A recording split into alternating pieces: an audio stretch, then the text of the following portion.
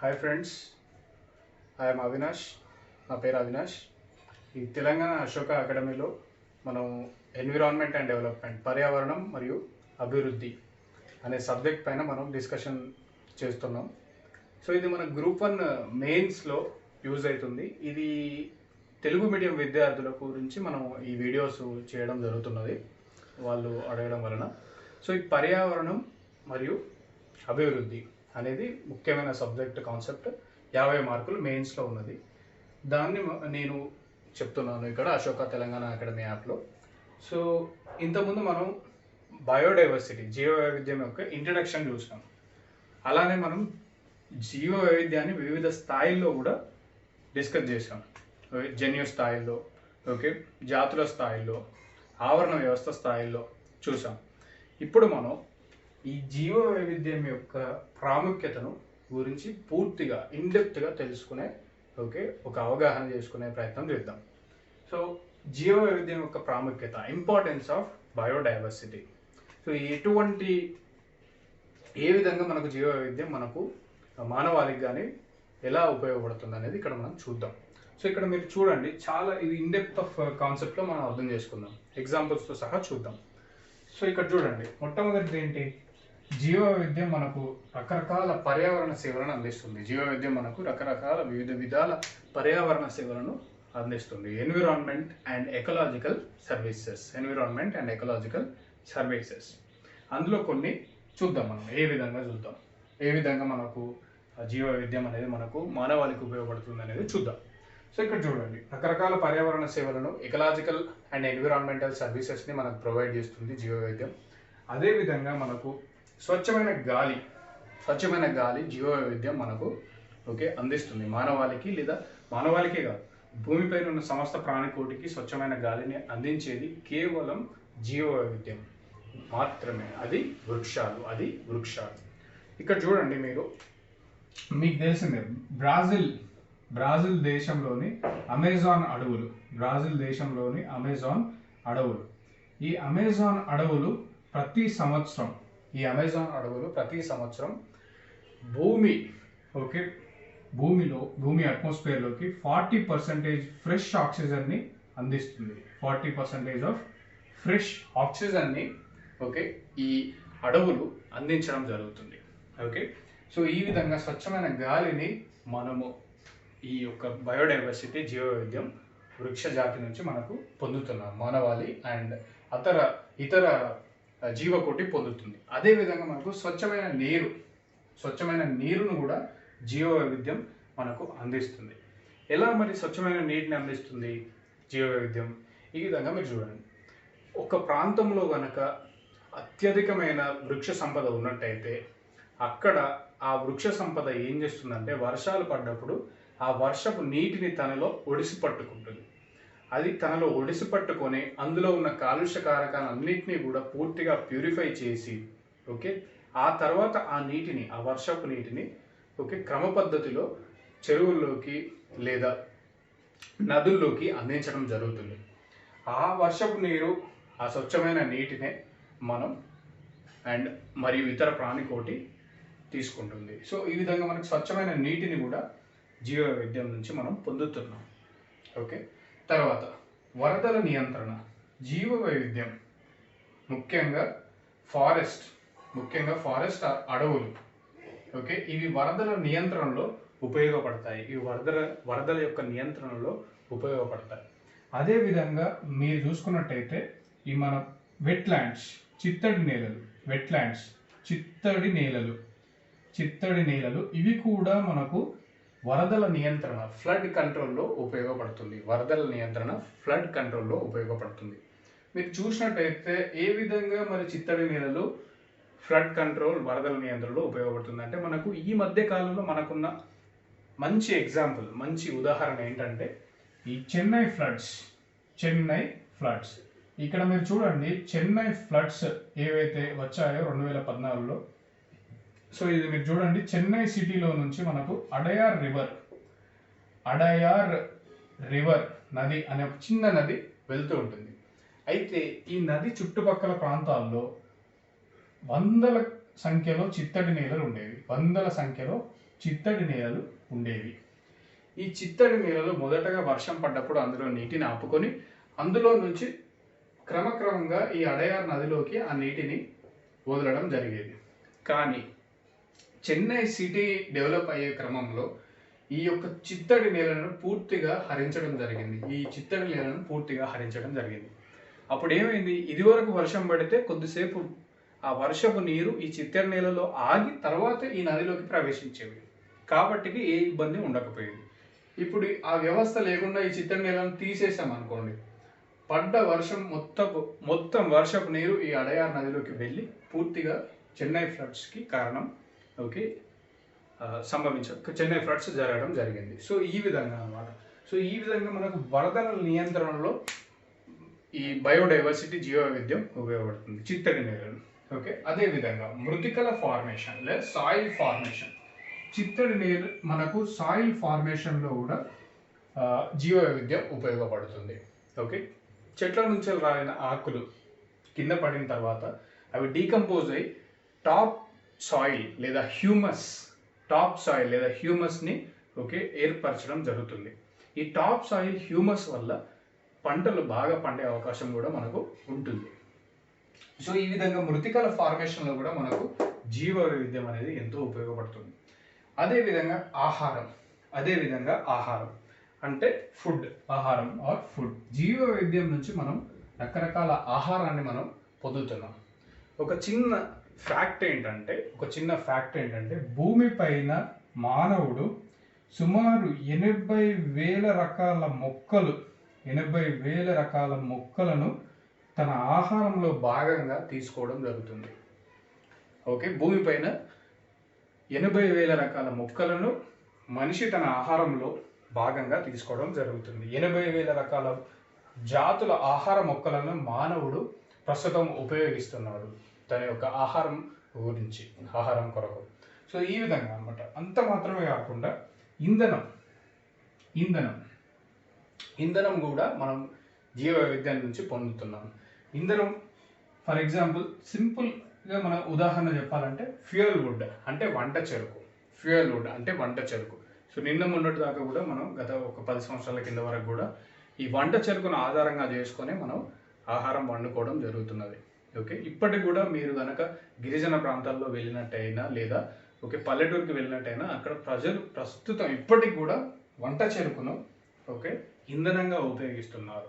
So ఆ విధంగా వంట చెరుకు ఫ్యూయల్ వుడ్ని కూడా మనం జీవ వైవిధ్యం నుంచి పొందుతాం. అంత మాత్రమే కాదు, శిలజ ఇంధనాలైన బొగ్గు, పెట్రోలియం, సహజ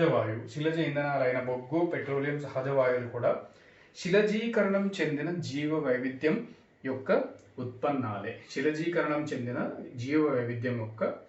ఉత్పన్నాలే. అంటే fossilization, plants, animals they transform into the coal and petroleum by the process of fossilization. So ఇక్కడ అన్నమాట శిలజ ఇంధనాలైన బొగ్గు, పెట్రోలియం మరియు సహజ వాయువులు శిలజీకరణం చెందిన జీవ వైవిధ్యం యొక్క ఉత్పన్నాలే. సో ఆ విధంగా మనకు జీవ వైవిధ్యం నుంచి ఇంధనం అనేది లభిస్తుంది, ఇప్పటికీ లభిస్తుంది. ఈ ఇంధనం లభించడం వల్లనే మనం industrial development and economic development అభివృద్ధిని చూడగలుగుతున్నాం. అది ఆ విధంగా అన్నమాట. సో ఇది తర్వాత జీవ వైవిధ్యం నుంచి మనకు రకరకాల రసాయనాలు, ఔషధాలు కూడా లభిస్తున్నవి. ప్రస్తుతం మన దగ్గర యునైటెడ్ నేషన్ ఐక్యరాజ్య సమితి సంబంధించిన లెక్కల ప్రకారం ఏంటంటే మానవుడు ఉపయోగించే 75% ఔషధాలు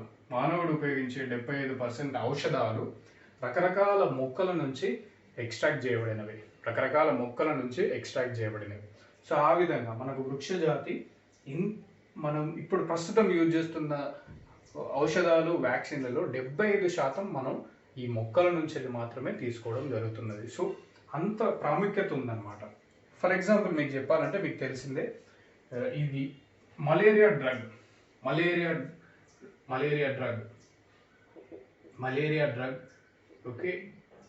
మనం ఈ చింకోనా ట్రీ నుంచి తీసుకోవడం జరుగుతుంది. మలేరియా డ్రగ్ మనం క్వినైన్, దాని పేరేంటి, మలేరియా డ్రగ్ యొక్క పేరేంటంటే క్వినైన్. ఈ క్వినైన్ అనే మలేరియా డ్రగ్ని మనం చింకోనా వృక్షం నుంచి తీసుకోవడం జరుగుతుంది. అదేవిధంగా మీకు తెలుసు పెన్సిలిన్ సూక్ష్మజీవనాశిని. ఇది పెన్సిలీనియం అనే బూజు నుంచి తీసుకోబడుతుంది, పెన్సిలీనియం అనే ఫంగి నుంచి తీసుకోబడుతుంది.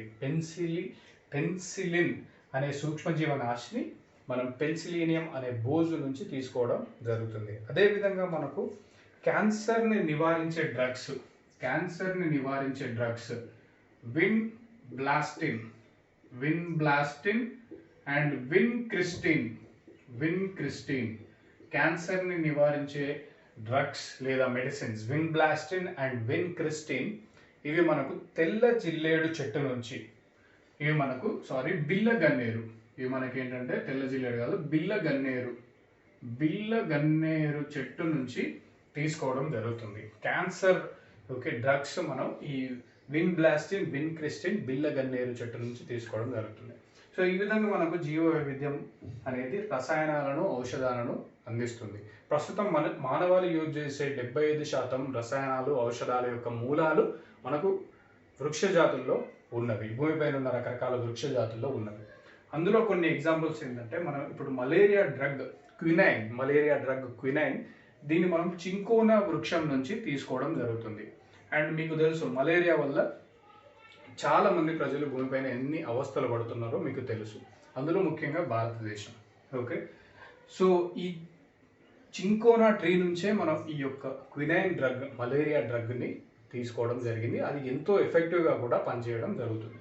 అదేవిధంగా మనకు ఈ విన్ బ్లాస్టిన్ అండ్ విన్ క్రిస్టిన్ అనే డ్రగ్స్ ఇవి క్యాన్సర్ని క్యూర్ చేసే డ్రగ్స్. ఇవి మనం బిల్ల గన్నేరు చెట్టు నుంచి తీసుకోవడం జరుగుతుంది.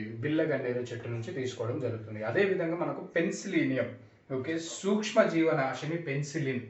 ఇది మనం పెన్సిలీనియం అనే బూజు లేదా ఫంగస్ నుంచి తీసుకోవడం జరుగుతుంది. ఇది సూక్ష్మ జీవనాశిని. పెన్సిలిన్ గురించి మీకు తెలుసు. సో ఆ విధంగా మనకు ఈ రసాయనాలు, ఔషధాలను కూడా మనం ఈ జీవ వైవిధ్యం నుంచి పొందుతున్నాం. అదేవిధంగా ఈ జీవ వైవిధ్యం ఈ బయోజియోకెమికల్ సైకిల్స్ లో ఉపయోగపడుతున్నాయి. బయోజియోకెమికల్ సైకిల్స్లో కూడా ఈ జీవ వైవిధ్యం ఉపయోగపడుతుంది. బయోజియోకెమికల్ సైకిల్స్ అంటే ఎగ్జాంపుల్స్ ఏంటి? ఆక్సిజన్ సైకిల్, ఓకే, పాస్ఫరస్ వలయం, సల్ఫర్ వలయం, ఓకే, నత్రజని వలయం, కార్బన్ వలయం. సో ఇవన్నీ కూడా బయోజియోకెమికల్ సైకిల్. ఓకే, వాటర్ వలయం లేదా నీటి వలయం. సో ఇవన్నీ కూడా మనకు బయోజియోకెమికల్ సైకిల్స్లో, ఓకే, అవి కరెక్ట్గా పనిచేయడానికి, వాటిని ముందు అవి క్రియాత్మకంగా పనిచేయడానికి మనకు జీవ వైవిధ్యం ఎంతగానో ఉపయోగపడుతుంది. ఇప్పుడు మీరు చూడండి, ఆక్సిజన్ వలయంలో వృక్షాల పాత్ర చాలా ఉంటుంది. కార్బన్ వలయంలో ఈ యొక్క సాయిల్ పాత్ర లేదా ఫైటోప్లాంక్టన్స్, సముద్రం పైన ఉండే సూక్ష్మజీవులు ఫైటోప్లాంక్టన్స్ పాత్ర ఎంతగానో ఉంటుంది. సో ఈ విధంగా బయోజియోకెమికల్ సైకిల్స్లో జీవ వైవిధ్యం ఎంతో కొంత రోల్ని ప్లే చేస్తుంది, ఎంతో కొంత వాటి యొక్క భాగస్వామ్యంతో ఇవి ముందుకు సాగుతూ ఉంటవి. Okay, బయోజియోకెమికల్ cycle. అలాగే ఉత్పాదక విలువ అనగా జీవ వైవిధ్యం మనకు రకరకాల ఉత్పత్తులను ఇస్తూ ఉంటుంది. ఓకే, ఫర్ ఎగ్జాంపుల్ మీరు కనుక ఒక అటవీ ప్రాంతంలోకి వెళ్ళినట్టయితే అక్కడ ఆ అటవీ ప్రాంతంలో మనకు రకరకాల వృక్షాలు, ఔషధ మొక్కలు, ఓకే, వంట చెరుకు, ఓకే, లక్క, ఓకే, రకరకాల, ఓకే, పండ్లు అన్నీ కూడా మనకు దొరుకుతూ ఉంటాయి. ఉత్పాదక విలువ. ఓకే, ఈ యొక్క జీవ వైవిధ్యం మనకు ఉత్పాదక విలువను కూడా, ఓకే, అందిస్తూ ఉంటుంది. అదేవిధంగా మీరు చూసినట్టయితే సాంఘిక విలువ, సోషల్ వాల్యూ అంటే సింపుల్గా చెప్పాలంటే మనిషి ప్రకృతిని ప్రేమించి దాన్ని, ఓకే, ప్రొటెక్ట్ చేయగలిగితే తిరిగి ప్రకృతి మనిషిని ప్రొటెక్ట్ చేయగలుగుతుంది లేదా కాపాడగలుగుతుంది. ఓకే, ఆ విధంగా అన్నమాట సాంఘిక విలువ. ఓకే, నైతిక విలువ అంటే ఎథికల్ వాల్యూ అంటే మనిషిగా తోటి జీవులను రెస్పెక్ట్ చేస్తూ, తోటి జీవులను కాపాడుతూ, ఓకే, ఆ జీవులతో పాటుగా నువ్వు మనుగడ సాగించడం. సో అది నైతిక విలువ. ఓకే, అదేవిధంగా మనం నైతిక విలువకు కట్టుబడాల్సి ఉంటుంది, ముఖ్యంగా ఈ యొక్క జీవ వైవిధ్యంని ఓకే సంరక్షించడంలో. ఎందుకంటే మన కాన్స్టిట్యూషన్లో కూడా దాని గురించి మాట్లాడడం జరిగింది. ఒక ఫండమెంటల్ రైట్స్లో కూడా మనకు రైట్ టు లైఫ్ ఓకేలో భాగంగా ఎలా అయితే మనిషికి ఎలా అయితే జీవించే హక్కు ఉంటుందో ప్రాణికోటికి కూడా వివిధ రకాల ప్రాణికోటికి కూడా జీవించే హక్కు ఉంటుంది. అదేవిధంగా మనకు రకరకాల చట్టాలు ఉన్నాయి. వైల్డ్ లైఫ్ ప్రొటెక్షన్ యాక్ట్ ఉంది 1972. సో ఇవన్నీ కూడా నైతిక విలువల్లో భాగంగా మనం చూడవలసి ఉంటుంది. ఓకే, అలా అనమాట. అంటే ప్రతి పౌరుడు తన విద్యుత్ ధర్మంగా ప్రకృతిని ప్రేమించాలి, ప్రకృతిని కాపాడుకోవాలి. అప్పుడు ప్రకృతి తనను కూడా సహాయపడుతుంది. సో అది నైతిక విలువ. Aesthetic value. ఎస్థెటిక్ వాల్యూ అంటే సింపుల్గా ఏంటి? ఎస్థెటిక్ వాల్యూ అంటే ప్రకృతి సౌందర్య విలువ. ప్రకృతి సౌందర్య విలువ అంటే ఏంటి? మీరు ఒక ఎకో టూరిజంని మనం ఎస్థెటిక్ వాల్యూలో భాగంగా చూడవచ్చు. అంటే మీరు ఒక అడవి ప్రాంతాన్ని సందర్శించాలనుకోండి. ఎందుకు సందర్శిస్తారంటే అక్కడ ఎస్థెటిక్ వాల్యూ అంటే అక్కడ ఉన్న ప్రాకృతిక సౌందర్యానికి ముగ్ధులై మనం అక్కడికి వెళ్ళి దాన్ని సందర్శిస్తూ ఉంటాం. అది మనం ఎకో టూరిజంలో భాగంగా చేస్తూ ఉంటాం. సో అది ఎస్థెటిక్ వాల్యూ. సో అదే విధంగా మనం జల వలయం అంటే వాటర్ సైకిల్ లేదా హైడ్రలాజికల్ సైకిల్, జల వలయం లేదా వాటర్ సైకిల్ హైడ్రలాజికల్ సైకిల్లో ఈ జీవ వైవిధ్యం యొక్క పాత్ర ఎంతైనా ముఖ్యమైనది. సో అదేవిధంగా నత్రజని స్థాపన, నైట్రోజన్ ఫిక్సేషన్, నత్రజని స్థాపనలో కూడా జీవ వైవిధ్యం ఉపయోగపడుతుంది. Nitrogen fixation. Okay, so nitrogen fixation is essential which supplies the nutrients, essential nitrogen nutrients to the plants. వృక్షాలకు నైట్రోజన్ అందించడంలో ఈ నత్రజని స్థాపన క్రియ చాలా ముఖ్యమైనది. అదేవిధంగా న్యూట్రియంట్ రీసైక్లింగ్, ప్రకృతిలో ఉండే రకరకాల న్యూట్రియంట్స్ వాటి యొక్క రీసైకిల్లో భాగంగా ఓకే ఈ జీవ వైవిధ్యం ఎంతో ముఖ్యమైన పాత్ర పోషిస్తుంది. Nutrient recycling. అదేవిధంగా కాలుష్య కారకాల శోషణ, వివిధ రకాల కాలుష్య కారకాలను శోషించడం లేదా పూర్తిగా తొలగించడం లేదా కంట్రోల్ చేయడం కూడా జీవ వైవిధ్యం చేస్తున్న అతి ముఖ్యమైన పని, కాలుష్య కారకాల శోషణ. ఓకే, అదేవిధంగా బయోమాస్ని పెంపొందించడం. బయోమాస్ అంటే జీవ ద్రవ్యరాశిని పెంపొందించడం. భూమిపైన ఉన్న బయోమాస్ని లేదా జీవ ద్రవ్యరాశిని పెంపొందించడం. ఎక్కువ బయోమాస్ ఉన్నప్పుడు మనకు ఎక్కువగా బయోడైవర్సిటీని లేదా జీవ వైవిధ్యాన్ని మనం చూడవచ్చు, అబ్జర్వ్ చేయవచ్చు. ఓకే, బయోమాస్ని పెంపొందించడంలో జీవ వైవిధ్యం ఎంతో ముఖ్యమైన పాత్ర పోషిస్తుంది. జీవ ద్రవ్యరాశి. అదేవిధంగా మీరు చూసినట్టయితే జీవ వైవిధ్యం ఒక కార్బన్ సింక్గా కూడా ఉపయోగపడుతుంది. ఇప్పుడు మీరు చూడండి, కార్బన్ సింక్గా కూడా ఎలా పనిచేస్తుంది? ఫర్ ఎగ్జాంపుల్, అడవుల్లో చెట్లు ఒక కార్బన్ సింక్గా పనిచేస్తాయి. అదేవిధంగా ఒక చిత్తడి నేల ఒక కార్బన్ సింక్గా పనిచేస్తుంది. ఒక అభయారణ్యం కార్బన్ సింక్గా పనిచేస్తుంది. పచ్చిక బయళ్ళ ఆవరణ వ్యవస్థ ఒక కార్బన్ సింక్గా పనిచేస్తుంది.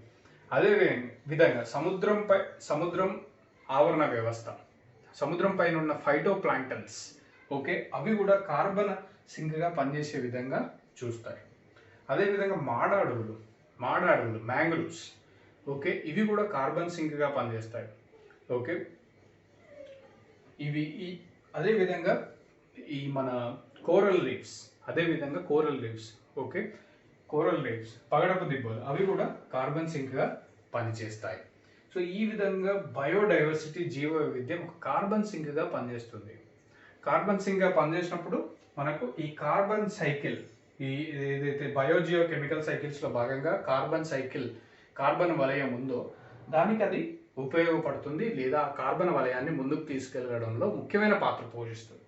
అదేవిధంగా ఈ జీవ వైవిధ్యం హరిత గృహ ప్రభావం తగ్గిస్తుంది. హరిత గృహ ప్రభావం అంటే గ్రీన్ హౌస్ ఎఫెక్ట్. హరిత గృహ ప్రభావం లేదా గ్రీన్ హౌస్ ఎఫెక్ట్ని తగ్గించడంలో కూడా ముఖ్యమైన పాత్ర పోషిస్తుంది. జీవ వైవిధ్యం హరిత గృహ ప్రభావాన్ని తగ్గించడంలో ముఖ్యమైన పాత్ర పోషిస్తుంది. ఈ హరిత గృహ ప్రభావం గ్రీన్ హౌస్ ఎఫెక్ట్ అనే టాపిక్ మనం క్లైమేట్ చేంజ్ అండ్ సస్టైనబుల్ డెవలప్మెంట్లో భాగంగా చూస్తాం. క్లైమేట్ చేంజ్, పర్యావరణ మార్పులు మరియు సుస్థిర అభివృద్ధి అనే టాపిక్లో మనం చూస్తాం. ఓకే, అండ్ భూతాపం మరియు పర్యావరణ మార్పులను అరికట్టడం. భూతాపం గ్లోబల్ వార్మింగ్ అండ్ పర్యావరణ మార్పులు క్లైమేట్ చేంజ్ని అరికట్టడంలో కూడా మన యొక్క జీవ వైవిధ్యం ఎంతో ముఖ్యమైన పాత్ర పోషిస్తుంది. మరి ఈ భూతాపంని మీరు ఎలా జీవ వైవిధ్యాన్ని యూజ్ చేసి అరికట్టవచ్చు? భూతాపాన్ని ఎలా అరికట్టవచ్చు? భూతాపం ఎందుకు వస్తుంది? ఎందుకంటే మనం ఈ CO2 గ్యాస్ని, కార్బన్ డైఆక్సైడ్ గ్యాస్ని మరియు ఇతర గ్రీన్ హౌస్ గ్యాసెస్ని అధిక మొత్తాదులో రిలీజ్ చేయడం వలన మనకు ఈ భూతాపం అనేది వస్తుంది. మరి ఈ భూతాపాన్ని అరికట్టాలంటే ఏం చేయాలి? కార్బన్ సింక్ను పెంచుకోవాలి. కార్బన్ సింక్ను పెంచుకోవడం అంటే ఏంటి? మీరు పచ్చిక బయళ్ళని క్రియేట్ చేయండి, లేదా మాడ అడవులను పెంపొందించండి, లేదా అభయారణ్యాలను ఎక్కువగా విస్తరించండి, లేదా కొత్త అభయారణ్యాలను క్రియేట్ చేయండి. సో ఈ విధంగా కార్బన్ సింక్ను పెంచుకోవడం. సో అలా భూతాపాన్ని మనం అరికట్టవచ్చు. అదేవిధంగా మనం ఒకవేళ భూతాపాన్ని కనుక అరికట్టగలిగితే ఆటోమేటిక్గా మనం పర్యావరణ మార్పును అంటే క్లైమేట్ చేంజ్ను కూడా ఆపవచ్చును. ప్రస్తుతం మీరు చూసినట్టయితే భూతాపం గ్లోబల్ వార్మింగ్ ఏదైతే ఉన్నదో ఈ భూతాపం వల్ల క్లైమేట్ చేంజ్ లేదా పర్యావరణ మార్పులు చాలా వేగంగా భూమిపైన సంభవిస్తున్నవి. అర్థం చేసుకోండి. ఈ భూతాపం వల్ల ఏమవుతుంది? మనకు అంటార్కిటికా కాంటినెంట్లోని గ్లేషియర్స్ అంటే మంచు పలకలు చాలా వేగంగా కరిగిపోతున్నాయి. ఈ మంచు పలకలు కనుక ఇదే విధంగా చాలా వేగంగా భూతాపం పెరుగుతూ కరిగిపోతూ ఉంటే ఏమవుతుందంటే సముద్రం మట్టం 3 నుంచి 5 మీటర్ల ఎత్తు పెరిగే అవకాశం ఉంది రానున్న 50 సంవత్సరాలలో. సముద్ర మట్టం 3 నుంచి 5 మీటర్ల ఎత్తు పెరిగే అవకాశం ఉంది రానున్న 50 సంవత్సరాలలో. సో దీనివల్ల ఏమవుతుంది? కోస్టల్ సిటీస్ కోల్కతా, విశాఖపట్నం, చెన్నై, ముంబై ఇలాంటి సిటీస్ మన భారతదేశంలో ముంపుకు గురయ్యే అవకాశం ఉంటుంది. అదేవిధంగా చాలా పెద్ద క్యాపిటల్ సిటీస్ అన్నీ కూడా కోస్టల్ ఏరియాస్లో ఉన్నవి. సో అవి కూడా ముంపుకు గురయ్యే అవకాశం ఉంది. కొన్ని దేశాలే ముంపుకు గురయ్యే అవకాశం ఉంది. మాల్దీవ్స్, నెదర్లాండ్స్, ఓకే, అలా అన్నమాట, హవాయి ఐలాండ్ ఇలాంటివి. సో భూతాపం మరియు పర్యావరణ మార్పును అరికట్టడంలో జీవ వైవిధ్యం చాలా ముఖ్యమైన పాత్ర పోషిస్తూ ఉంటుంది. కాబట్టి దీన్ని మనం చేయాలి అంటే భూతాపాన్ని అరికట్టాలన్నా లేదా పర్యావరణ మార్పులను అరికట్టాలన్నా జీవ వైవిధ్యంని మనం పెంపొందించుకోవడం అత్యంత ముఖ్యమైన పద్ధతి. జీవ వైవిధ్యాన్ని ఎప్పుడు పెంపొందించగలుగుతాం? ఎప్పుడైతే మనకు జీవ వైవిధ్యం గురించి పూర్తి అవగాహన ఉంటుందో అప్పుడే మనం దాన్ని పెంపొందించగలుగుతాం. అదేవిధంగా చివరిగా జీవ వైవిధ్యం మనకు ప్రకృతి విపత్తుల నుంచి కూడా కాపాడుతుంది. ఏ విధంగా? ఒకవేళ మనకు మాడ అడవులు కనుక తీర ప్రాంతాల్లో ఉన్నట్లయితే ఆ మాడ అడవులు మనల్ని సునామీల నుంచి, ట్రాపికల్ సైక్లోన్స్ నుంచి, తుఫాన్ల నుంచి, అదేవిధంగా మనకు ట్రాపికల్ సైక్లోన్స్ లేదా తుఫాన్ల నుంచి మనల్ని సేవ్ చేయగలుగుతాయి. ప్రకృతి విపత్తులను నుంచి కాపాడుకోవడంలో ఈ యొక్క జీవ వైవిధ్యం అత్యంత ముఖ్యమైన పాత్ర పోషిస్తుందనడంలో ఎటువంటి సందేహం లేదు. ఫర్ ఎగ్జాంపుల్ మీకు ఒక రీసెంట్ ఎగ్జాంపుల్ ఈ మధ్యలో జరిగిన ఉదాహరణ చెప్తాను, వినండి. 2020 మే అంఫన్ తుఫాను, అంఫన్ AMPHAN అంఫన్ సైక్లోన్, ఇది మనకు బే ఆఫ్ బెంగాల్లో మొదలైంది. కోల్కతా నగరం వైపుగా వచ్చి చాలా డిస్ట్రక్షన్ చేయడం జరిగింది. అంఫన్ తుఫాను దీన్ని సూపర్ సైక్లోన్గా కేటగరైజ్ చేశారు. ఈ అంఫన్ తుఫాను కారణంగా వెస్ట్ బెంగాల్లో 10 లక్షల మందిని తీర ప్రాంతాల నుంచి తీసుకెళ్లి సురక్షిత ప్రాంతాలకు తరలించడం జరిగింది. ఈ అంఫన్ తుఫాను ఏంటంటే సుందర్బన్ మాడ అడవుల మీద నుంచి ఆ వైపుగా రావడం జరిగింది. శాస్త్రవేత్తలు ఏం చెప్తున్నారంటే ఈ అంఫన్ తుఫాను సుందర్బన్ మాడ అడవుల నుంచి వైపు నుంచి రావడం వల్ల మనకు నష్టం కొద్దిగా మాత్రమే జరిగింది. ఒకవేళ సుందర్బన్ మాడ అడవుల వైపు కాకుండా దిగువ కానీ ఎగువ కానీ వచ్చినప్పుడు మనకు తీవ్రమైన ఆస్తి ప్రాణ నష్టం అనేది జరిగేది వెస్ట్ బెంగాల్లో అని అక్కడున్న పొలిటికల్ లీడర్స్ కానీ, అడ్మినిస్ట్రేటర్స్ కానీ, రీసెర్చ్ ఎన్విరాన్మెంట్ రీసెర్చ్ వ్యక్తులు కానీ చెప్తున్నారు. సో ఈ విధంగా మనకు ప్రకృతి విపత్తుల నుంచి కాపాడడంలో ఈ యొక్క జీవ వైవిధ్యం ఎంతో ముఖ్యమైన పాత్ర పోషిస్తుంది. సో ఇదన్నమాట. సో జీవ వైవిధ్యం యొక్క ప్రాముఖ్యతను మనం ఇప్పుడు చూసాం కదా. ఇప్పుడు కంటిన్యూషన్ వీడియోలో మనం ఈ జీవ వైవిధ్యం ఏ విధంగా ముప్పుకు గురవుతుంది అది చూద్దాం. వచ్చే వీడియోలో మనం అది చూద్దాం. జీవ వైవిధ్యం యొక్క ప్రాముఖ్యతను చూసిన తర్వాత ఇప్పుడు మనం జీవ వైవిధ్యం ఎదుర్కొంటున్న ముప్పును గురించి డిస్కస్ చేద్దాం. Threats to biodiversity. The next topic is threats to biodiversity. జీవ వైవిధ్యానికి పొంచి ఉన్న వివిధ రకాల ముప్పులు థ్రెట్స్. ఇక్కడ చూడండి, క్లియర్గా అర్థం చేసుకోండి. ఇంతవరకు కూడా మనం జీవ వైవిధ్యం యొక్క ఇంట్రడక్షన్, జీవ వైవిధ్యం వివిధ స్థాయిలో చూసాం. జన్యు, స్పీసీస్, ఎకోసిస్టమ్. ఇప్పుడు జీవ వైవిధ్యం యొక్క విలువ లేదా ప్రాముఖ్యత చూసాం. ఆ తర్వాత ఇప్పుడు మనం జీవ వైవిధ్యం యొక్క థ్రెట్స్ లేదా జీవ వైవిధ్యం ఎదుర్కొంటున్న వివిధ రకాల ముప్పుల గురించి డిస్కస్ చేద్దాం. ఇప్పుడు చూడండి, మొట్టమొదటి జీవ వైవిధ్యం ఎదుర్కొంటున్న ముప్పు ఏంటంటే హ్యాబిటాట్ డిస్ట్రక్షన్. దీన్నే మనం ఆవాస క్షయం హ్యాబిటాట్ డికే అంటాం. హ్యాబిటాట్ క్షయం అంటే హ్యాబిటాట్ ఆవాస క్షయం. ఇక్కడ ఏం జరుగుతుంది? హ్యాబిటాట్ అంటే అది ఒక జీవి బ్రతకడానికి ఉండవలసిన ఒక చోటు లేదా ఒక ఇల్లు లాంటిది. సో ఆ ప్లేస్ని లేదా ఆ యొక్క ఇల్లు లాంటి ఆవాసాన్ని లేదా హ్యాబిటాట్ని మనం ఏం చేస్తున్నాం? మనం దాన్ని విధ్వంసాన్ని సృష్టిస్తున్నాం, డిస్ట్రక్షన్ చేస్తున్నాం, లేదా దాన్ని క్షయానికి గురి చేస్తున్నాం, అంటే దాన్ని డికే చేస్తున్నాం. లేదా దానికి పూర్తిగా నష్టం జరిగేటట్టు చూస్తున్నాం. సో ఇవన్నీ చేస్తున్నాం. మనం ఒక ఆవాసాన్ని లేదా హ్యాబిటాట్ని క్షయానికి గురి చేస్తున్నాం, దాన్ని విధ్వంసానికి గురి చేస్తున్నాం, దాన్ని నష్టానికి గురి చేస్తున్నాం. సో ఏ విధంగా మరి ఎక్స్ప్లెయిన్ చేయొచ్చు, ఏ విధంగా అర్థం చేసుకోవచ్చు మీరు? ఇప్పుడు మీరు చూడండి, ఒక చిత్తడి నేల ఉందనుకోండి. ఒక చిత్తడి నేల ఉంది అంటే వెట్లాండ్. చిత్తడి నేల ఉంది, వెట్లాండ్. ఈ చిత్తడి నేల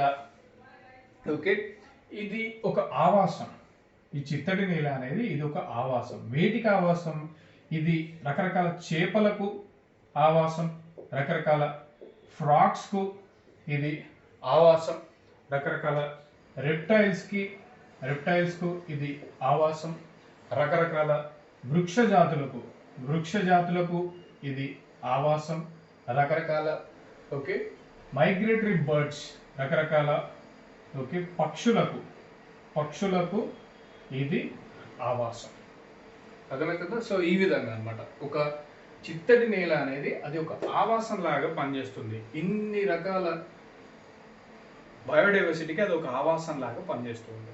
మరి ఇటువంటి చిత్తడి నేలను మనం ఏం చేస్తున్నాం? ఈ చిత్తడి నేలను మనం ఆక్రమిస్తున్నాం. ఈ యొక్క ఏవైతే అవతలి భాగాలు ఉంటాయో వాటిని ఆక్రమించి ఏం చేస్తున్నాం? అక్కడ మనం ఈ చిత్తడి నేలల్లో ఈ చివరి భాగాలలో మనం ఇక్కడ రొయ్యల చెరువులను, చేపల చెరువులను లేదా ఇక్కడ టూరిస్ట్ స్పాట్లను ఏర్పాటు చేసుకుంటున్నాం. దీనివల్ల ఏం జరుగుతుంది? చిత్తడి నేల యొక్క ఆవాసం అనేది క్షయానికి లేదా నష్టానికి, విధ్వంసానికి గురవుతుంది. ఇది నష్టానికి గురవడం వల్ల ఏమవుతుంది? ఈ వివిధ రకాల జీవజాతులు ఏవైతే ఉన్నాయో ఇక్కడ ఇవన్నిటికి కూడా నష్టం వాటిల్లుతుంది. సో ఈ విధంగా మనం ఆవాసాలను విధ్వంసాన్ని, నష్టాన్ని, క్షయాన్ని గురి చేస్తున్నాం. అదేవిధంగా మీరు చూడండి, ఒక అభయారణ్యాన్ని తీసుకోండి. ఈ అభయారణ్యంలో మనకు రకరకాల వృక్షాలు ఉంటాయి. రకరకాల పక్షులు, రకరకాల జీవజాతులు ఉంటాయి. మరి మీరు ఈ యొక్క అభయారణ్యాన్ని కనుక మీరు ఈ యొక్క ఆవాసాన్ని కనుక మీరు విధ్వంసానికి గురి చేసినట్టయితే ఏమవుతుంది? ఈ యొక్క వృక్షాలు, పక్షులు, జీవజాతుల యొక్క ఆవాసాలు దెబ్బతినడం వల్ల అవి కూడా ప్రమాదాన్ని ఎదుర్కొనే అవకాశం ఉంటుంది. ఖచ్చితంగా ప్రమాదాన్ని ఎదుర్కొంటాయి. అలా అన్నమాట. సో మొట్టమొదటి థ్రెట్, ముప్పు బయోడైవర్సిటీకి ఏంటంటే ఆవాస క్షయం, ఆవాస విధ్వంసం, నష్టం. అదేవిధంగా మనకు అరణ్యాలను నిర్మూలించడం, డీఫారెస్టేషన్. అరణ్యాలను నిర్మూలించడం, డీఫారెస్టేషన్. ఇది మనకు అత్యంత జీవ వైవిధ్యానికి ఉన్న అతిపెద్ద ముప్పు అరణ్యాలను నిర్మూలించడం అని చెప్పవచ్చు. ఇప్పుడు మీరు చూసినట్టయితే అరణ్యాలను ఎందుకు నిర్మూలిస్తారు లేదా డిఫారెస్టేషన్ ఎందుకు చేస్తారు అంటే రకరకాల రీజన్స్ ఉంటాయి. For example mining. Okay, mining, రకరకాల మైనింగ్ కార్యకలాపాలకు మనం పైన ఉన్న ఫారెస్ట్ని క్లియర్ చేసి కింద నుంచి మైన్స్ని ఎక్స్ట్రాక్ట్ చేయడం జరుగుతుంది. అదేవిధంగా ఇరిగేషన్ ప్రాజెక్ట్స్ సంబంధించి కూడా మనకు డిఫారెస్టేషన్ జరుగుతుంది. అదేవిధంగా డ్యామ్స్ అండ్ రిజర్వాయర్ కన్స్ట్రక్షన్లో కూడా మనకు ఈ యొక్క అరణ్యాలను నిర్మూలించడం జరుగుతుంది. అదేవిధంగా ఇన్ఫ్రాస్ట్రక్చర్ ప్రాజెక్ట్స్, ఓకే, రకరకాల ఇన్ఫ్రాస్ట్రక్చర్ ప్రాజెక్ట్స్కి power lines, okay, roadways, railways, ports, airports, వీటికి సంబంధించి కూడా అరణ్యాలను నిర్మూలించడం జరుగుతుంది. ఇంకా సింపుల్గా చెప్పాలంటే ఒక గిరిజనుల వల్ల, ఓకే, ఆయా ప్రాంతాల్లో షిఫ్టింగ్ కల్టివేషన్, ఓకే, ఈ యొక్క షిఫ్టింగ్ కల్టివేషన్ వల్ల కూడా మనం అరణ్యాలను నిర్మూలించడం అనేది జరుగుతుంది. డిఫారెస్టేషన్. అదేవిధంగా గడ్డి మైదానాలను నిర్మూలించడం, అదేవిధంగా గ్రాస్ ల్యాండ్స్ని, ఓకే, పూర్తిగా విధ్వంసానికి గురి చేయడం. ఓకే, ప్రకృతి వనరుల అధిక వినియోగం. ఇంకేంటి మనకు ఏ విధంగా మనం థ్రెడ్స్ లేదా ముప్పుకు గురవుతుంది జీవ వైవిధ్యం? ప్రకృతి వనరుల అధికమైన వినియోగం. అవసరానికి మించి ప్రకృతి యొక్క వనరులను మనం తీసుకోవడం వల్ల జీవ వైవిధ్యం దెబ్బతినే అవకాశం ఉంటుంది. సో ప్రకృతి వనరుల అధిక వినియోగం. అలాగే జాతుల విలుప్తం. సో మానవుడు జీవ వైవిధ్యాన్ని తనకు అనుగుణంగా యూజ్ చేసుకునే క్రమంలో తను ఏం చేస్తున్నాడంటే జాతుల విలుప్తానికి కారణమవుతున్నాడు. జాతుల విలుప్తం అంటే ఎక్స్టింక్షన్ ఆఫ్ ద స్పీసీస్. మరి మనకు ఏమైనా జాతులు మానవుల వల్ల ఎక్స్టింక్షన్ అయినవా, విలుప్తం అయినవా అంటే అవును, ఉన్నవి. ఏంటి అవి? డోడో పక్షి. ఈ డోడో పక్షి ఎక్కడ ఉంటుంది? ఈ డోడో పక్షి మాల్దీవ్స్లో ఉండేది. మాల్దీవ్స్లోని ప్రజలు ఈ డోడో పక్షిని ఆహారంగా తీసుకోవడం వల్ల అది పూర్తిగా ఈ కాలంలో అంతరించిపోయింది. గత 50 సంవత్సరాల కిందట అది అంతరించిపోయింది. అదేవిధంగా ప్యాసింజర్ పీజియన్. ఈ ప్యాసింజర్ పీజియన్ పావురం ఎక్కడ ఉంటుంది? ఇది నార్త్ అమెరికాలో ఉంటుంది, నార్త్ అమెరికా ఖండంలో ఉంటుంది. ఈ ప్యాసింజర్ పీజియన్ని కూడా ప్రజలు, ఓకే, ఆహారంగా ఉపయోగించి దీన్ని ఎక్స్టెన్షన్ కావడానికి కారణమయ్యారు. అదేవిధంగా మనకు ఈ రీసెంట్ కాలంలో స్టెల్లార్ ఓషన్ కౌ, దాని పేరు ఏంటంటే నేను ఇక్కడ పైన రాస్తున్నాను, స్టెల్లార్ ఓషన్ కౌ. ఇక్కడ చూడండి క్లియర్గా, జాతుల విలుప్తం. Steller ocean cow. ఓషన్ అంటే సముద్రం, కౌ అంటే మీకు తెలుసు. ఓకే, స్టెల్లార్ ఓషన్ కౌ ఇది ఎక్కడుంది? బేరింగ్ సంధి అంటే ఇది పెసిఫిక్ ఓషన్లో ఉంది. ఈ బేరింగ్ సంధి అనేది మనకు యూరోప్ని మరియు ఆసియాని డివైడ్ చేస్తుంది. బేరింగ్ సంధి యూరోప్ కాదు, నార్త్ అమెరికాని మరియు ఆసియాని డివైడ్ చేస్తుంది. సో ఈ బేరింగ్ సంధిలో ఉండే స్టెల్లార్ ఓషన్ కౌ కూడా అంతరించడం జరిగింది మానవ కార్యకలాపాల వల్ల. సో ఇదేంటి? ఇది జాతుల విలుప్తం, ఎక్స్టింక్షన్. ఓకే, ఈ విధంగా జరుగుతుంది. అదేవిధంగా పర్యావరణ కాలుష్యం జీవ వైవిధ్యానికి ఎంతో ప్రమాదకరమైనది. సో అది నీటి కాలుష్యం కావచ్చు, గాలి కాలుష్యం కావచ్చు, మృతికల కాలుష్యం కావచ్చు, మృతికలు అంటే సాయిల్ కాలుష్యం కావచ్చు. ఈ విధంగా పర్యావరణ కాలుష్యం జీవ వైవిధ్యానికి ఎంతో ముప్పు కలిగిస్తూ ఉన్నది. అదేవిధంగా మనకు జీవావరణ విధ్వంసం అంటే ఎకోసిస్టమ్ డిస్ట్రక్షన్. అంటే ఇంతకుముందు మీకు చెప్పిన ఎగ్జాంపులే.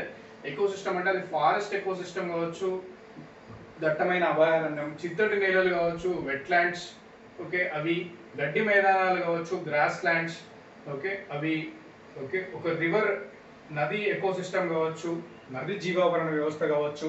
సో ఇలా మనం జీవావరణ విధ్వంసానికి పాల్పడుతున్నాం. ఇంతకుముందు మీకు చెప్పినట్టు జీవావరణాన్ని మనం కాపాడుకున్నట్టయితే అందులో ఉన్న జాతులను కాపాడుకోవచ్చు, వాటి యొక్క జన్యులను కూడా మనం కాపాడుకోవచ్చు.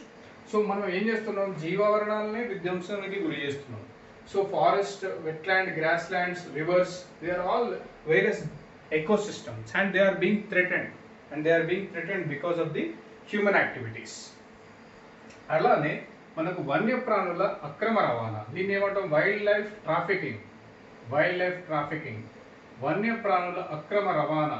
ఓకే, మీరు కనుక ఒక పులిని కనుక తీసుకున్నట్లయితే పులి యొక్క చర్మం, పులి యొక్క గోర్లు, పులి యొక్క మీసాలు, పులి యొక్క బోన్స్, పులి యొక్క మీట్, ఇదంతా కూడా మాంసం, ఇదంతా కూడా రకరకాల దేశానికి ఎంతో డిమాండ్ ఉంది ఇల్లీగల్ మార్కెట్లో. సో దీన్ని వైల్డ్ లైఫ్ ట్రాఫికింగ్ అంటాం, వన్యప్రాణుల అక్రమ రవాణా. అదేవిధంగా మీరు చూసినట్టయితే స్నో లెపర్డ్ యొక్క ఫర్ అంటే ఆ పైన చర్మం, పైన యొక్క స్నో లెపర్డ్ యొక్క ఫర్, దానికి వివిధ మార్కెట్లలో, ఇల్లీగల్ మార్కెట్లో లక్షల రూపాయలలో డిమాండ్ ఉంటుంది. ఎందుకంటే ఆ ఫర్ అంత అద్భుతంగా ఉంటుంది స్నో లెపర్డ్, అండ్ అది చలిని ఎంతో బాగా తట్టుకోగలుగుతుంది.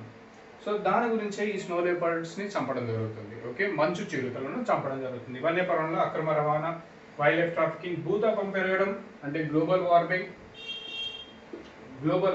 భూతాపం పెరగడం వల్ల కూడా మనకు జీవ వైవిధ్యానికి ఎంతో ముప్పు ఉంది. ఓకే, అర్థం చేసుకోండి. ఏ విధంగా? భూతాపం పెరగడం వల్ల సముద్రంలో ఉన్న ఉష్ణోగ్రతలు పెరుగుతున్నవి. సముద్రంలో ఉన్న ఉష్ణోగ్రతలు పెరగడం వల్ల పగడపు దిబ్బలు కోరల్ రీఫ్స్ ఎంతో ముప్పును ఎదుర్కొంటున్నవి. Okay, example.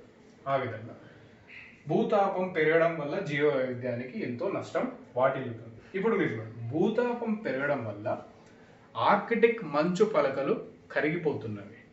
దానివల్ల ఆర్కిటిక్ ధ్రువ ప్రాంతంలో ఉండే పోలార్ బియర్ అంటే ధ్రువ ఎలుగుబంటి ఎంతో నష్టాన్ని చవిచూస్తూ ఉంటుంది. దాని యొక్క ఆవాసమే పూర్తిగా క్షయానికి గురవుతుంది, నష్టానికి గురవుతుంది. సో ఆ ధ్రువ ఎలుగుబంటి ఎంతో నష్టాన్ని చవిచూస్తుంది. ఓకే, ఆ విధంగా భూతాపం పెరగడం వల్ల జీవ వైవిధ్యానికి ఎంతో నష్టం. అదేవిధంగా వాతావరణ మార్పులు కూడా జీవ వైవిధ్యానికి ఎంతో కొంత ఇబ్బందిని గురి చేస్తూ ఉన్నాయి. ఇంతకుముందు మీరు చెప్పిన ధ్రువ ఎలుగుబంటి ఎగ్జాంపుల్ అలా అన్నమాట. ప్రకృతి విపత్తులు, వివిధ రకాల ప్రకృతి విపత్తుల వల్ల కూడా జీవ వైవిధ్యం ఎంతో ఇబ్బంది పడుతున్నది. ఫర్ ఎగ్జాంపుల్ మీరు చెప్పాలంటే ఈ ట్రాపికల్ సైక్లోన్స్ ఏవైతే బే ఆఫ్ బెంగాల్లో వస్తున్నాయో, ఈ ట్రాపికల్ సైక్లోన్స్ కనుక ఒకవేళ వెస్ట్ బెంగాల్ని లేదా సుందర్బన్స్ ప్రాంతాన్ని అక్కడ కనుక వెళ్ళినట్టయితే ఆ ప్రదేశంలో ఉన్న సుందర్బన్ మాడ అడవులను ఎంతగానో ఇబ్బందికి గురి చేస్తున్నవి. అంటే ప్రకృతి విపత్తుల వల్ల జీవ వైవిధ్యం ఏ విధంగా ఇబ్బంది పడుతున్నది అనేది కూడా మీరు ఇక్కడ గమనించవచ్చు. ఓకే, బే ఆఫ్ బెంగాల్లో వచ్చే తుఫానుల కారణంగా సుందర్బన్స్ మాడ అడవులు ఎంతో కొంత ఇబ్బందిని ఎదుర్కొంటున్నవి. ఒక లెక్క ప్రకారం సుందర్బన్ అడవుల్లో 30% వరకు పూర్తిగా ఆవాస విధ్వంసం జరిగినది. సో అలా అన్నమాట, ప్రకృతి విపత్తుల వల్ల మనకు జీవ వైవిధ్యానికి ముప్పు ఉంటుంది. అదేవిధంగా స్థానికేతర జాతుల చొరబాటు, ఇన్వేసివ్ స్పీసీస్. సో స్థానికేతర జాతుల చొరబాటు ఎక్కడ జరుగుతుంది? వేరే జీవావరణ వ్యవస్థల్లోకి జరుగుతుంది లేదా వేరే ఆవాసాల్లోకి జరుగుతుంది. Invasive species entering into different ecosystems, different habitats which are not their homes, causing lot of destruction. Example enti మరి వాటర్ హయాకింత్, గుర్రపు డెక్క. అంటే గుర్రపు డెక్క. ఈ గుర్రపు డెక్క అనేది ఇక్కడికి సంబంధించిన వృక్ష జాతి కాదు, కానీ దీనివల్ల భారతదేశంలోని వివిధ రకాల చెరువులు, కుంటలు ఎంతో ఇబ్బందిని ఎదుర్కొంటున్నాయి. అదేవిధంగా China mitten crab, MITTEN, mitten crab. ఈ క్రాబ్ స్పీసీస్ వల్ల ఏమవుతుందంటే యూరోప్ కంట్రీస్ ఎంతో ఇబ్బందిని ఎదుర్కొన్నవి. సో ఈ విధంగా స్థానికేతర జాతుల చొరబాటు, invasive species entering into different ecosystems and habitats which are not from India, we face lot of problem to the Indian biodiversity. So ఇదన్నమాట. So these are the various threats to the biodiversity. ఇవన్నీ కూడా జీవ వైవిధ్యానికి పొంచి ఉన్న రకరకాల ముప్పులు. Okay, ఆవాస క్షయం, habitat destruction, అరణ్యాలను నిర్మూలించడం, deforestation, గడ్డి మైదానాలను నిర్మూలించడం, ప్రకృతి వనరుల అధికమైన వినియోగం, జాతుల విలుప్తం ఎక్స్టెన్షన్, పర్యావరణ కాలుష్యం. ఓకే, జాతుల విలుప్తంలో ఎగ్జాంపుల్స్ గుర్తుపెట్టుకోండి. డోడో పక్షి Maldives, passenger pigeon North America, అదేవిధంగా Steller ocean cow Bering Strait, Bering సంధి, it separates North America from Asia. ఇదే విధంగా మీరు పర్యావరణ కాలుష్యం, రకరకాల పర్యావరణ కాలుష్యాలు, గాలి, నీరు, ఓకే, మృతికలు, సాయిల్ కాలుష్యం, జీవవర్ణ విధ్వంసం, పూర్తిగా ఎకోసిస్టమ్స్ని మనం డిస్ట్రాయ్ చేస్తున్నాం. Forest ecosystem by cutting the trees, wetland ecosystem, okay, by turning the wetlands into aquaculture ponds, grassland ecosystem by clearing the grasslands for cultivation of crops, river ecosystem, okay, దాన్ని కూడా మనం జీవవర్ణ విధ్వంసంలో river ఎకోసిస్టమ్ని కూడా ఇబ్బంది పెడుతున్నాం. వన్యప్రాణుల అక్రమ రవాణా, ఓకే, వైల్డ్ లైఫ్ ట్రాఫికింగ్, ఇంతకుముందు మీకు చెప్పినట్టు పులి, కస్తూరి మృగం, ఓకే, ఇవన్నీ కూడా వైల్డ్ లైఫ్ ట్రాఫికింగ్కి గురవుతున్నారు. భూతాపం పెరగడం వల్ల, ఇంతకుముందే మీకు చెప్పాను, భూతాపం పెరగడం వల్ల సముద్రంలో ఉన్న నీటి యొక్క ఉష్ణోగ్రత పెరుగుతుంది. దానివల్ల పగడపు దిబ్బలు ఎంతో, ఓకే, విధ్వంసాన్ని చూస్తున్నవి. వాతావరణ మార్పుల వల్ల, ఇంతకుముందు మీకు చెప్పినట్టు ధ్రువ ఎలుగుబంటి వాతావరణ మార్పుల వల్ల ఎంతో ఫాస్ట్గా తన యొక్క ఆవాసాన్ని కోల్పోతుంది అండ్ అది చాలా ఇబ్బంది పడుతున్నది. వాతావరణ మార్పులు, ప్రకృతి విపత్తుల వల్ల కూడా జీవ వైవిధ్యానికి ఎంతో ముప్పు ఉంటుంది. ఎగ్జాంపుల్, బే ఆఫ్ బెంగాల్లో వచ్చే ఈ తుఫాన్ల కారణంగా సుందర్బన్ మాడ అడవులు ఎంతో ఇబ్బందిని ఎదుర్కొంటున్నవి. స్థానికేతర జాతుల చొరబాటు, invasive species from different ecosystems entering into Indian ecosystems. For example, water hyacinth, గుర్రపు డెక్క, అది మన భారతదేశానికి సంబంధించిన వృక్షజాతి కాదు. అది ఎక్కడి నుంచో వచ్చి మన భారతదేశంలో ఉన్న లేక్స్ను, పాండ్స్ను, చెరువులను, కుంటలను ఇబ్బందికి గురి చేస్తుంది. అదేవిధంగా చైనీస్ మిట్టెన్ క్రాబ్, ఇది ఒక పెద్ద క్రాబ్ స్పీసీస్. ఇది యూరోప్లో ఎంతో ఇబ్బందిని క్రియేట్ చేసింది. So these are all the various threats to biodiversity or జీవ వైవిధ్యానికి పొంచి ఉన్న ముప్పు. మరి మనిషి వల్ల డిఫారెస్టేషన్ జరుగుతుంది, ఆవాస క్షయం జరుగుతుంది, జీవావరణ విధ్వంసం జరుగుతుంది, పర్యావరణ కాలుష్యం జరుగుతుంది, జాతులు విలుప్తం అవుతున్నాయి. ఓకే, ప్రకృతి విపత్తులు అధికంగా వల్ల కూడా మనకు జీవ వైవిధ్యం దెబ్బతింటుంది. అదేవిధంగా వన్యప్రాణుల అక్రమ రవాణా జరుగుతుంది, జీవవర్ణ మొత్తమే విధ్వంసానికి గురవుతుంది. ఓకే, స్థానికేతర జాతుల చొరబాటు అధికంగా జరుగుతుంది. మరి ఇవన్నీ జరుగుతున్నప్పుడు ఏ విధంగా మనం మన జీవ వైవిధ్యాన్ని కాపాడుకోవాలి? ఆ కాపాడుకునే క్రమంలో భారతదేశం ఎటువంటి విధి విధానాలను అవలంబిస్తుంది అనేది మనం ఇప్పుడు నెక్స్ట్ రాబోయే క్లాస్లో చూద్దాం. So thank you friends, thank you very much.